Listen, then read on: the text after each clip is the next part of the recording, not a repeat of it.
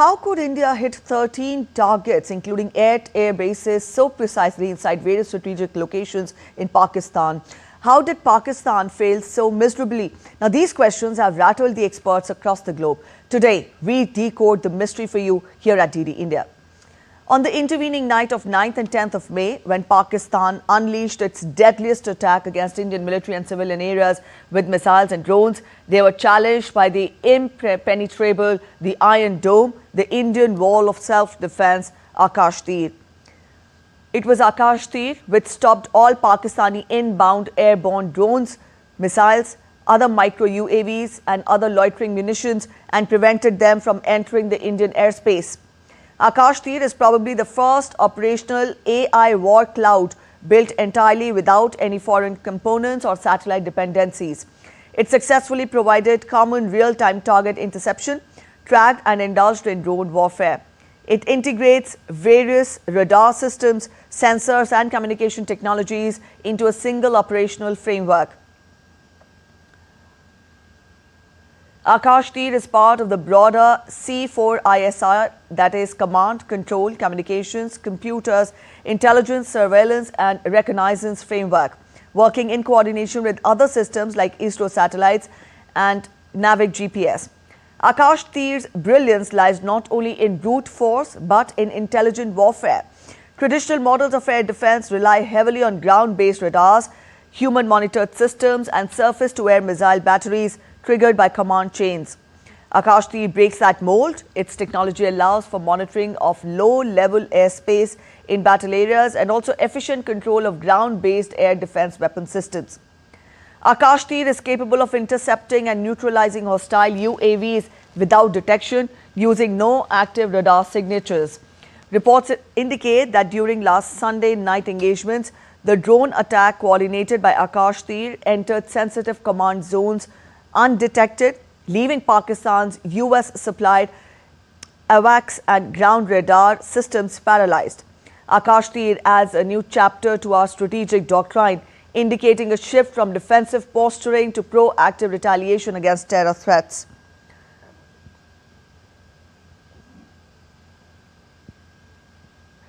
Akashteer's presence in our military assets exudes confidence that it gives a clear edge over terror-sponsoring state Pakistan's air defense capabilities.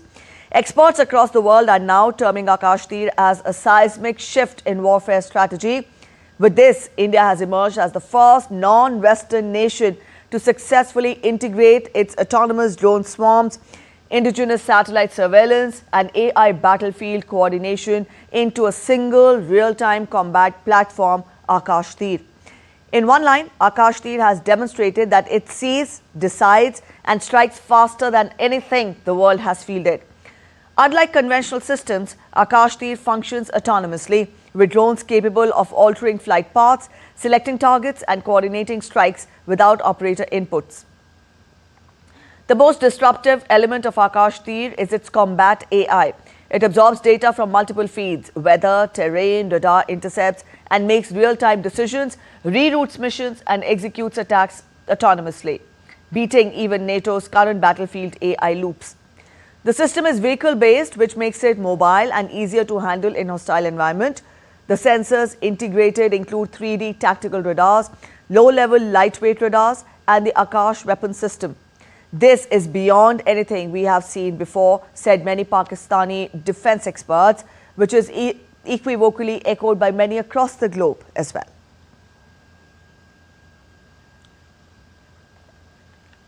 Our correspondent Akshay is joining us to get us more. Akshay, we've given a detailed input and detailed report on how Akashteer proved to be the Indian wall of self-defense during Pakistan's escalation against India. Having said that, one point that is highlighted is the self-reliance or Atmanirbharta of India in the defense sector, which provided crucial and pivotal for India's maneuvers against Pakistan, isn't it?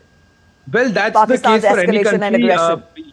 Well, that's the case for any country, Preeti. When it comes to self-defense, nothing beats indigenous weapon systems, beat no matter how small or big, because that is a system you rely on. That is a system that will be handy. That will be a system that you can be totally dependent on without even worrying for either components or any kind of training or imports or geopolitics. For example, there have been many times in history where countries, especially Western nations, have tried to dictate the course of war by controlling the supply of weapon systems, their components, their training, their spare parts, or their ammunition.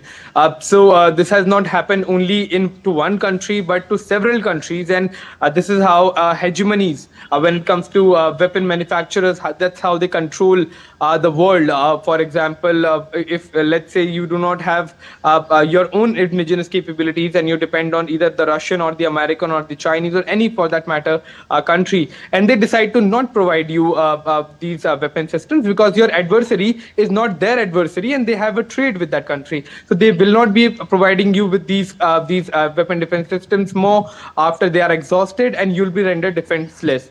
So if you have an indigenous capability, then you are truly a global power if it comes to all of these state-of-the-art technologies, and that's what India has been thriving to do, and that's what something India should continue to do. For example, while our weapon defense system, air defense systems have been integrated to a very, very sophisticated manner, we still have miles to go when it comes to drone technology. The world has moved very far ahead. India is also catching up. But if you compare it to Israel or Chinese drones, even the Americans are now are in a jeopardy. For example, the billions and billions of dollars. For example, the F-35 program has cost the US and its allies over $1 trillion.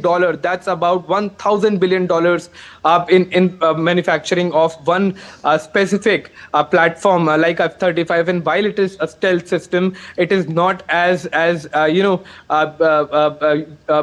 effective when it comes to modern warfare as drones, who are much cheaper. So that gives you an idea how the entire battlefield is shifting. So India will have to take cues from this, invest more on drones, invest more on missiles. We already have some good news coming in. In fact, very good news coming in from missile sector, where DRDO may be making massive leaps in hypersonic technology of missiles. So that will be a nightmare to the enemies.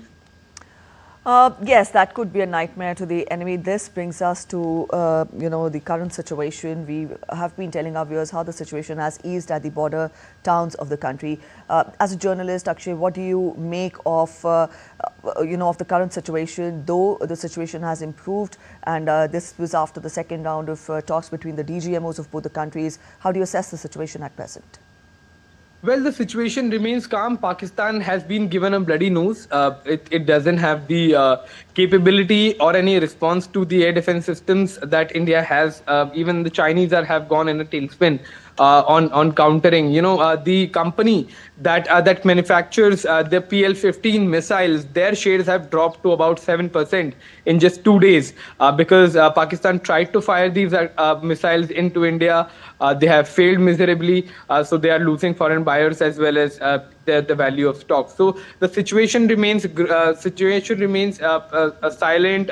It's an uncomfortable silence for both for India as well as Pakistan. But India is keep monitoring the nefarious designs of Pakistan, be it at the terror front or the offensive front, where drones are being monitored, missiles are being monitored. So everything is being monitored to ensure safety of our citizens.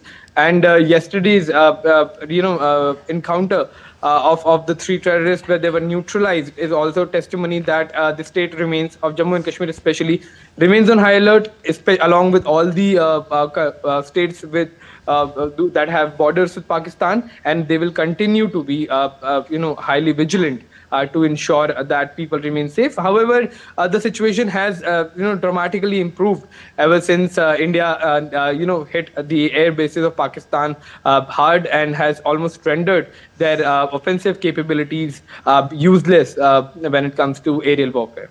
All right, Akshay, we'll leave it here. Thank you so much for joining in with those details.